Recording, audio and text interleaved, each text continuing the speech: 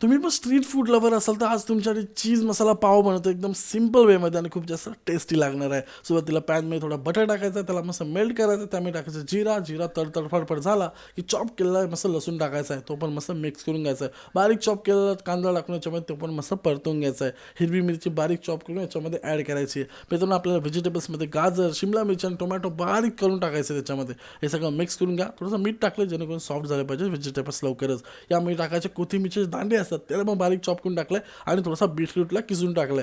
हे सगळं झाल्यानंतर मिक्स मिक्स मिक्स त्याच्यानंतर त्यामध्ये टाकायचे काश्मीरी मिरची, हळद, धनेजिरा पावडर, चाट मसाला, थोडासा गरम मसाला, मग टाकायचं थोडं चवीनुसार मीठ पुन्हा एकदा आणि सगळं मिक्स करून घ्यायचं आहे. मित्रांनो कश्मीरी मेथी टाकायला विसरू नका. हे सगळे मसाले टाकल्यानंतर मिक्स करून घ्या, पाणी टाका थोडं थोडं आणि मस्त स्मॅश करत करत हा मसाला तयार करून घ्या. हा जो मसाला आहे हा जगात भारी. मित्रांनो लास्ट टाइम जेव्हा रेसिपी म्हणली तेव्हा 22 मिलियन व्ह्यूज गेले होते.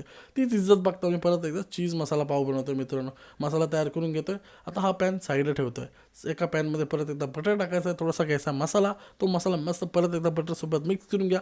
पाव तुम्हाला किती घ्यायचे तुमच्यावरती, मी इथे 2 पाव घेतलेत. मस्त मग इथून कट करून घेतोय आणि मसाल्यासोबत मस्त त्याला लोळवत आहे, मस्त त्याला इकडून तिकडून पलटी अलटी शलटी करून घेतोय.